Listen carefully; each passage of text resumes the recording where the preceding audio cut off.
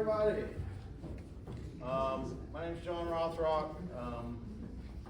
Probably should say Piedmont Triad Mushroom Club instead of Ed and Francis Farms, but this is an idea I've been cooking around for over a year, so I'm glad it's coming to fruition. I'm glad all you guys showed up, and I hope you get something out of it. I am the president of Piedmont Triad Mushroom Club. We meet here generally first Tuesday of every month at 6:30.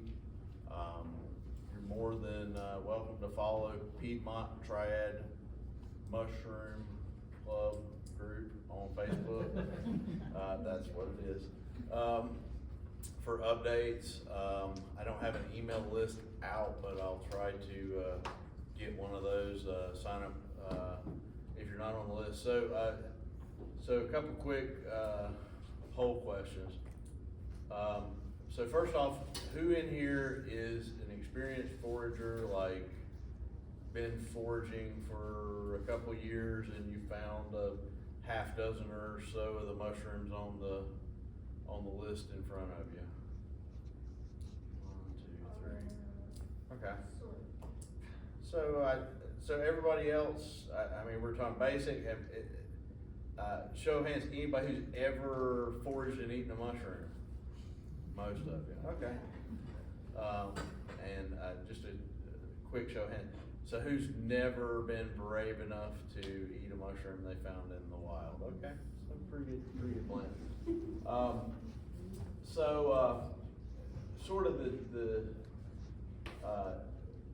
genesis of this presentation was like, I've been foraging a little over 20 years, probably close to 25 years. Started in my early 20s, college days, and I actually did have the benefit of taking an actual mycology course in college with a great professor and learning some of the things the right way. But there's a lot of things I feel like I learned the hard way, so a lot of this is going to be things that I wish had been kind of simplified for me, and ways to find more mushrooms and for it to be less frustrating. So why do we forage for mushrooms? Food, I think, is a lot of it. That's the big one for me, and that's kind of one of the big things in the presentation today. Medicinal use, there are a lot of mushrooms that I can't quote a lot of science here, but there are a lot of them that have certainly immune boosting properties and a lot of vitamins and minerals that we don't get in our normal diet that can be beneficial to us. Learning about nature. Mushrooms are a big part of nature. And I think for the most part we don't learn a lot about that in school, like what mushrooms do, or really science and plants and nature, and a couple months in 7th grade, and then it's on to other stuff. Mushroom hunting is kind of an adventure. You get out in the woods, you explore, you find all kinds of cool stuff. We went out in the fall and found like some old home sites from like the 1800s where it was just remnants of the foundations, and like out in the middle of what today is the woods. Like how would you even get there? But also you see cool animals, cool plants. We ran across a wild, what's it called? It's a species of rhododendron. Just out in the middle of a field somewhere, like prettiest blooming wildflower. And nobody probably seen that in years. Mushroom photography's cool. I got a couple shots of that. Mushrooms in nature, and there's some art type things you can do with it too. So a lot of different reasons to mushroom hunt. So is anybody interested in just mushrooms and like they don't care anything about eating them? No? It would be so much easier for you, because then all you gotta do is find them. Like you don't have to worry about what they are. But regardless, I think you can sort of get all of those in one package. So mushrooms is food. I don't want to tease too much with the mushroom club, but I have been in contact with a local chef, and we're trying to work out something on, I don't know if it's gonna be actual interactive where he prepares mushroom dish. I'm not sure how much we can afford, but at the very least, I think he's gonna come and talk to us, and, very experienced, classically trained French chef that, can do a lot of cool things with mushrooms. They're a source of vitamins, minerals, and antioxidants, and, they can be had for free, guys, like, it's, like, there's a big grocery store out there in the woods, just, go and pick it and cook it, so, that's an interesting thing as well. As far as medicine, I kinda touched on, boosts the immune system, fights infections. There's at least some data to, suggest they have anti-cancer properties and inhibit tumor growth. These are, certain mushrooms in certain doses, and, there's still not a ton of study on that. Reduce fatigue, depression, and improve your mood, lower your blood sugar levels, and, help with heart health, and, antioxidant status preventing oxidative damage, so it can keep you young and vibrant.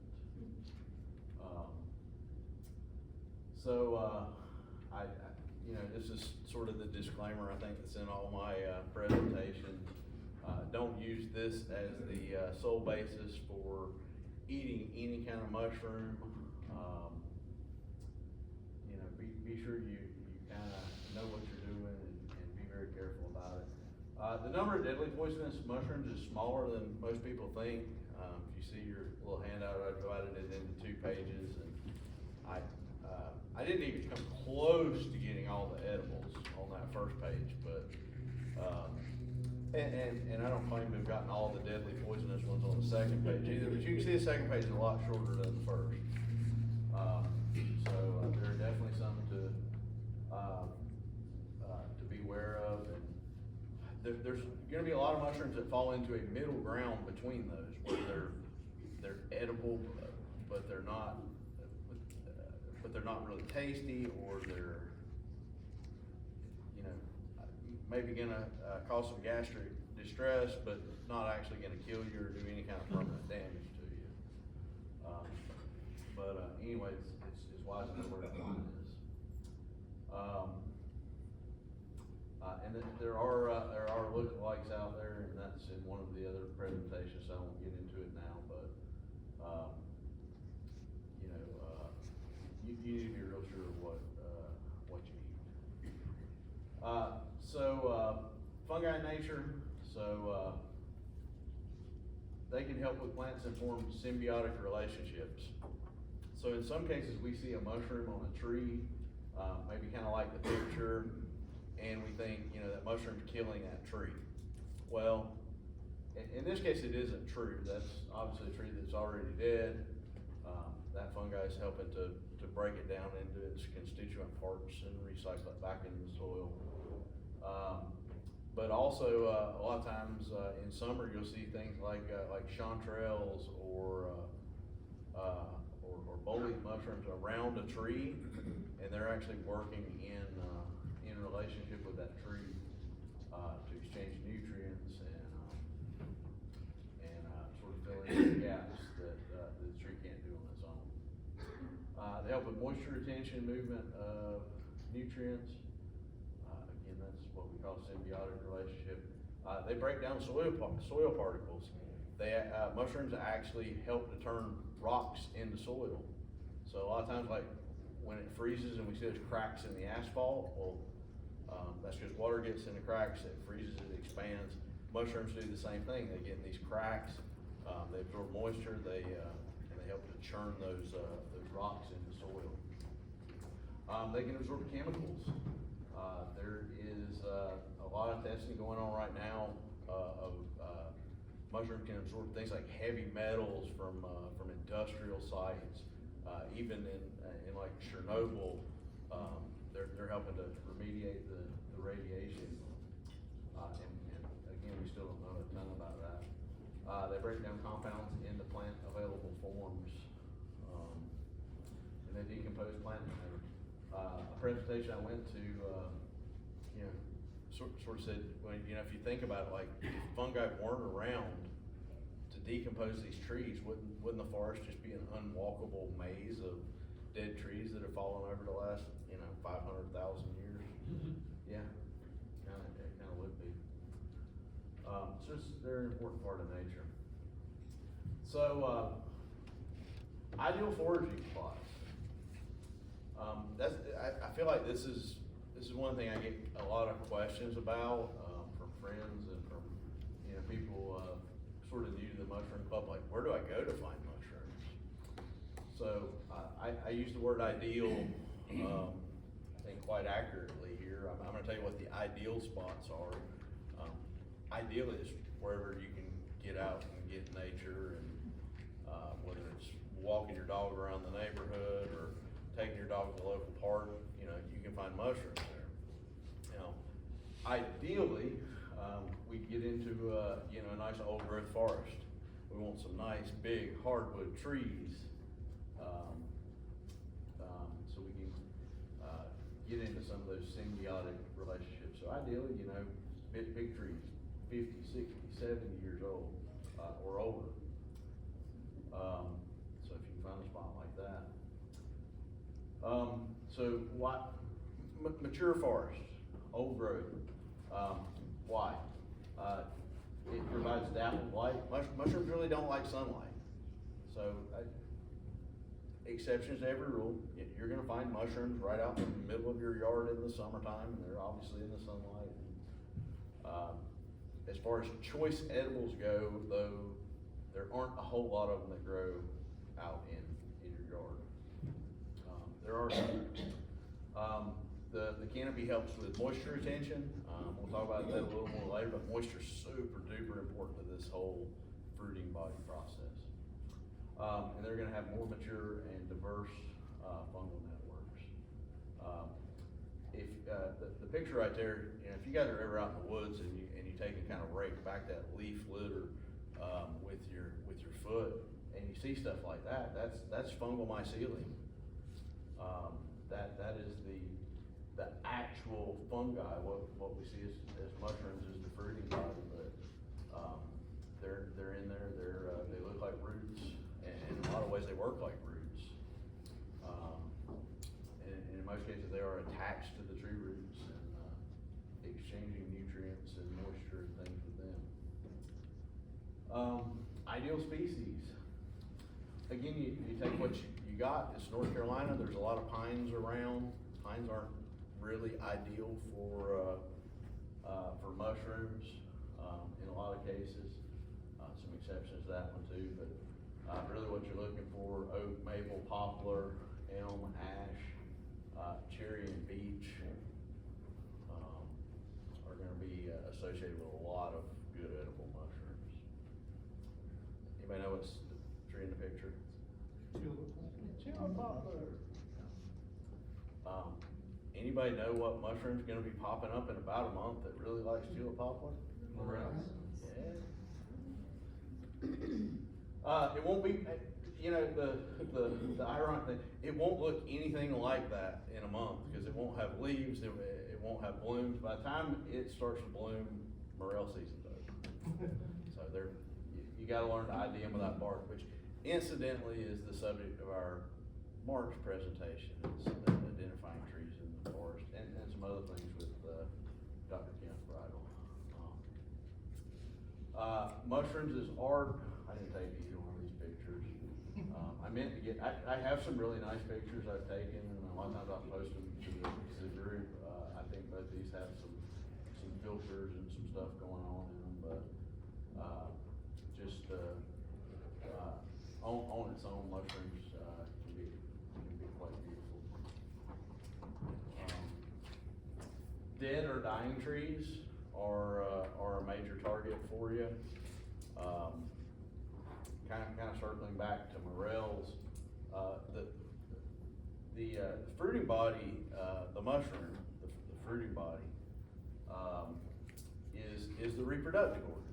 Much like an apple is the reproductive part of a tree, the mushroom contains spores, like the apple contains seeds, and that's how mushrooms reproduce. So when a tree is dying, it sort of triggers a response like, oh my gosh, we better reproduce because, you know, things are coming to an end here. Morels in particular, your best spot is like a tulip poplar, an elm, or an ash that is dying but not quite, you know, rotten and all the bark off of it. Because that's when those mushrooms are gonna start popping up around them. Also for your saprobe type species, your decomposers, they are gonna move in once the tree dies and start breaking it down. So dead and dying trees are, and that's another reason you kind of want like an older, a more mature forest, because you do have that cycle. You have new growth, you have old growth, and you have old growth that's died off. You kind of get all that in one bag. What time of year is ideal? It ain't right now. Mushrooms can be found nearly year-round in North Carolina. I think Tim and I have both found oysters in the past 2 or 3 weeks. There's not a whole lot else popping. A lot of your tree-type fungi. I haven't proven this. Somebody posted on one of the mushroom groups that they thought January was the prime month in North Carolina for lion's mane. And I don't really agree with that, but I mean, could you find lion's mane in January if you got a warm spell and some rain? Probably. But you know, generally speaking, you're probably mid-March to late October, maybe even early November are your best months. And then in the winter, if you have a chance to go out, I mean, there are things that can be found, especially if you already have spots. The spot I went and found a cluster of oyster mushrooms on is a spot I hit regularly, like every couple months, and you know, it 50-50 produces depending on the weather. And your peak season really is going to be summer. There'll be a ton of summer mushrooms, especially if you get rain associated with the warmer temperatures. Remember, different species are going to be found in different seasons. One of the best ways I think to do this is to go, you know,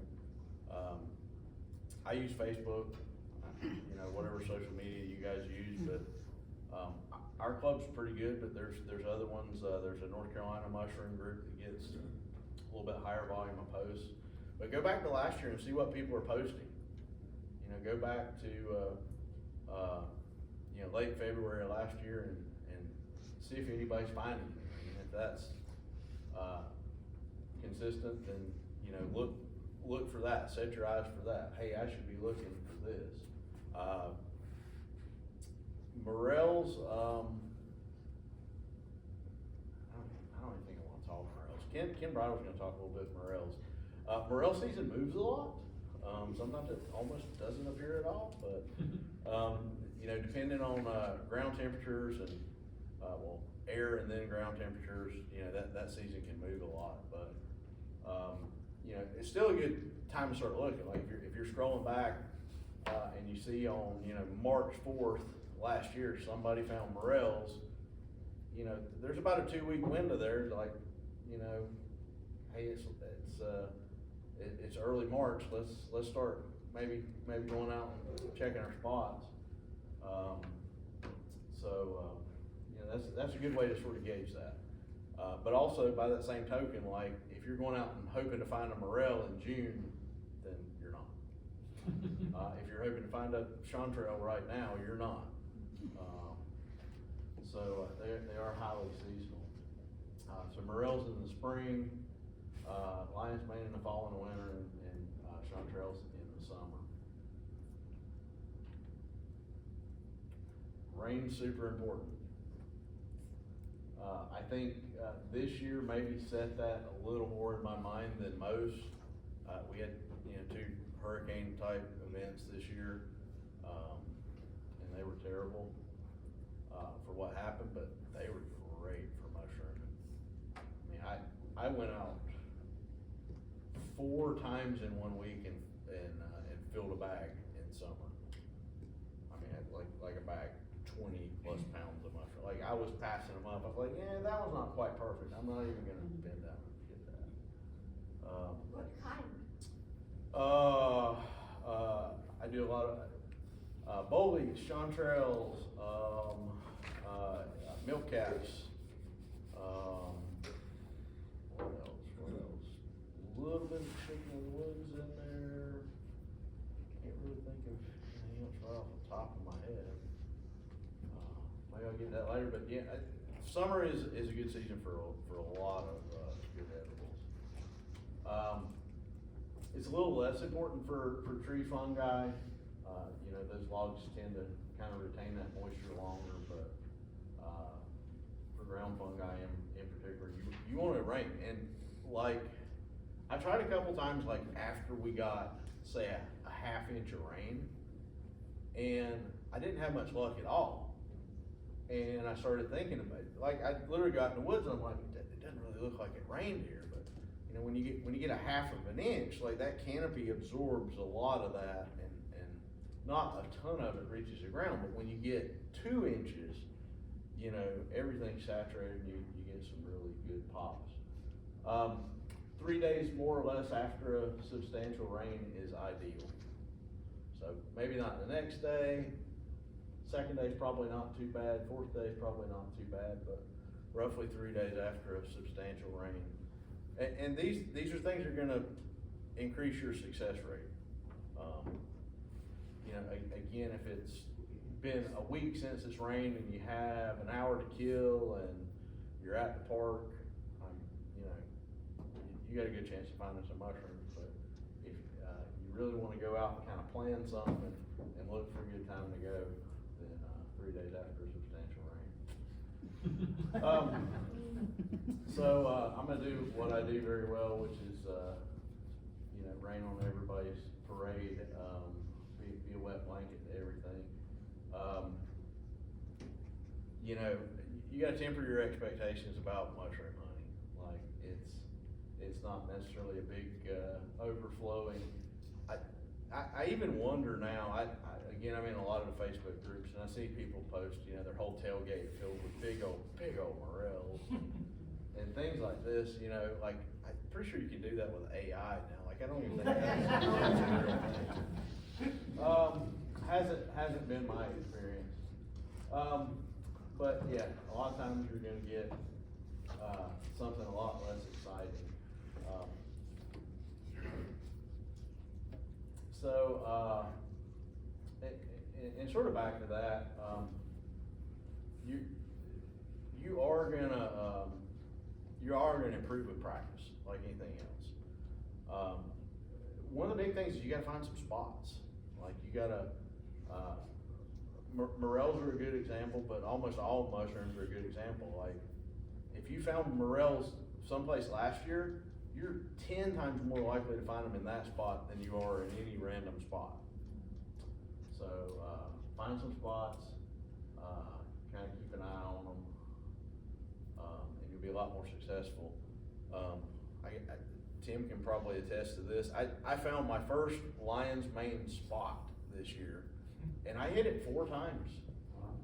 4 times successfully. I hit it probably 7 or 8 times, but each time got lion's mane. They're gonna come back in that same spot, on that same tree, on that same log, probably even multiple times in the same season. And if you catch it early enough, you know, maybe 2 or 3 seasons worth. I don't know. It's certainly worth a check. I found more lion's mane this year on that log than I found cumulatively over the past, you know, 20 years probably. So spots are key. You gotta get out there, you gotta find them. You gotta know your seasons, you gotta know, you know, this year in, I don't know, late October, early November, I'll be checking that log again. I think it's probably done for this year, but but there's a good chance that I'll find something there.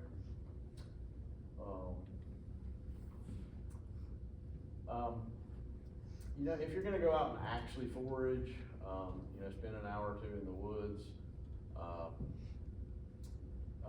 try to take some basic supplies, appropriate shoes or clothing, a bag to put your mushrooms in. Although, if you don't take a bag, you're pretty much guaranteed to find a bunch of mushrooms. But, so just take a hat, maybe, and hats can hold quite a bit. Take a knife. A lot of mushrooms, that grow on trees, you know, are better cut off. I also really, I just kind of recently adopted this. I try to clean my mushrooms in the field. Like, I don't even put them in the bag dirty. One of the best tips I learned this year, Forager Chef on YouTube. People are always asking me for, you know, recipes or talking about cooking mushrooms. That dude is a Forager Chef, is a James Beard award-winning chef out of Minnesota. And the best thing I learned from him this year is how he cleans his mushrooms. Because I always kind of wondered that. I was like, you know, how do you put this dirty mushroom out of the woods on a like a $100 dinner plate? Like, and the biggest thing, and we won't have this argument. Some people say don't wash them. What he does is he cleans them with the knife. Like, he's literally trimming and scraping. A knife or brush, or you can get these cool knives that have a brush. So, open it. Not that expensive, like $25 on Amazon. But yeah, he basically cleans it with a knife. He scrapes it off. It's tempting to try and save everything you can, but honestly, if it's really gritty, you're better off just shaving it off. And doing it right there in the field, so you're not incorporating that dirt and stuff into your bag or your box. He also does rinse the mushrooms. Like, it's sort of a way around. Like, most people say, don't wash mushrooms, don't wash mushrooms. I don't like eating dirt, so I've always kind of washed mushrooms. And even then, you're still gonna get a bunch. But yeah, he cleans them with a knife, he brushes them, and then he rinses them. Like, not a soak, just a quick rinse right before you cook it. And then most of that will sweat out in your pan. A field guide's a good resource. Our phones are a good resource these days, but sometimes you don't get signal. Sometimes it's handy just to have a guide of one you're familiar with. Bug spray, bugs and ticks. And if you're on private land, we found a good spot this year that's on private land that we have permission for, and we put out orange flags where we found king buckwheat. And we will be back this year and check those spots.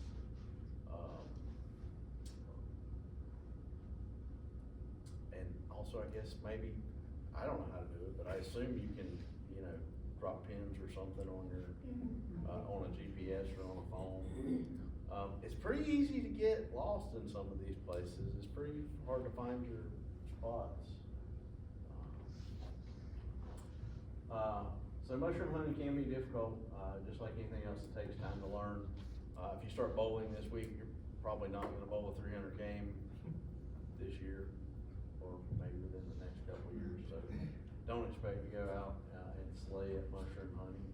You might get lucky. Sometimes timing or weather just doesn't cooperate. As another wet blanket thing. Over 90% of the mushrooms you find are not going to be choice edibles. And unfortunately, you're going to see a lot of nasty white bracket funguses on dead logs that they might taste great, but you'd probably have to boil them for a week to make them to a point where you could eat them. And some will be too old, too young, eaten up with bugs. Safety consideration, watch your footing. It's easy to slip and fall, sprain an ankle or something. Watch out for poison oak, poison ivy. Watch out for snakes and bees. Yellow jackets. Yeah, good old yellow jacket's nest will set you right. That'd be a miserable thing to have to deal with out in the woods. And check for ticks. Anybody gonna correct me? Yeah, that's not poison ivy. That was Virginia Creek. Alright. Some people say they have reactions to Virginia creeper, but I think it's probably just an overgrown area that's probably got some poison Where ivy. you find Virginia creeper, you usually find poison ivy. Yes. Yep. Don't be discouraged. Failures are only sweeten the eventual victory. So, 2 years ago, I go camping twice a year, every year in Southern Virginia. My buddy's got 100 acres or so in a conservation easement. We go up there and hunt, and we go out there and we do a lot of things. We have fun, but I always go hunt an hour or two a day mushrooms, like walk up the mountain. And I had found next to nothing the whole weekend. And we're in the truck riding out, and I just kind of got my head hung down. And as he's driving out, I yell, "Stop!" And that's not my picture, but that's a lot what it looked like. Down log with 20 pounds of chicken of the woods on it in prime condition, like more than ate some, froze some, gave some away, still had some left over. Like it, just literally did the prime cuts of them. Will that grow on a live tree? No. It's a decomposer. The tree is already dead now. Will it grow on a tree that's still standing, that possibly even still has some leaves on it? Yeah, that's a possibility. Yeah. But that tree is pretty far gone by the time you're getting that. And you said you could freeze it? Yeah. You can freeze most mushrooms. The only real hindrance to that is stuff with a high water content, like say lion's mane. But if you will put it in the pan and sweat the water out of it, it actually freezes fairly well. So yeah, I mean, that would be my caution. Most mushrooms freeze well. That one certainly probably dehydrates well. So yeah. Does it, like if you picked all the flowers, there wouldn't be seeds for next time? Are you like hurting the population if you pick them? I get what you're saying. So there's some differing opinion on this, but I'll tell you my opinion, and I think most everybody in the club agrees with me. So first off, like this is a decomposer. Like once it's done with that tree, it's done. Now at this point it's probably already released most of its spores, and we're talking like hundreds of thousands, if not millions of spores that are super lightweight, that are gonna catch a breeze, and they're gonna, hope to find a suitable home somewhere. So is harvesting these a bad thing? No, I don't think so.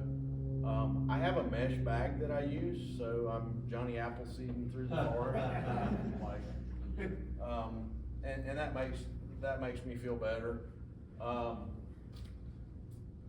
no, I don't think so. And I mean, I kind of think that's sort of nature's way. Like the apple tree wants you to eat the apple, and a mile further down the road, toss the core out in the ditch where it releases the seeds and spreads the apple tree throughout the world. So I kind of look at the mushrooms the same way. But yeah, I mean a mesh bag, if it makes you feel better. Some people will use their rinse water or whatever that obviously is enriched with spores, and they'll put it in a compost pile, or they'll, pour it back out into the woods. If it makes you feel better, do it. The only one I read, was it Masasaki, the one that grows on pine that I've never found. Supposedly they want you to harvest that like, not all the way, but I don't know. But the other thing I'll sort of say tangentially on that is if it's more than you're gonna use, leave it for, and it's in a public place, leave it for the next person. I told this story at Mushroom Club one time, but we took a bathroom break on a highway out somewhere near Asheville. We pulled into this park, and we were gonna take a stretch break, bathroom break, and I see some woods and a trail there, and while everybody else is like going to the bathroom, I say, I'm gonna run down this trail real quick and, see what I can find out here. And I walk a couple hundred yards, and there's a down log there, and it's something like this, and you can see that somebody's cut this one, and somebody's cut this one, but then they left that one, and I was so happy. Because they left something for me. And realistically, like, there's plenty of chicken in the woods there. So that was kind of a nice gesture. I think we kind of already talked about this, but yeah, find your spots, remember, where you found, specific things, and revisit that for the next season. Presentation in 3 parts. I'm gonna stop the video here and start the second one. If anybody needs to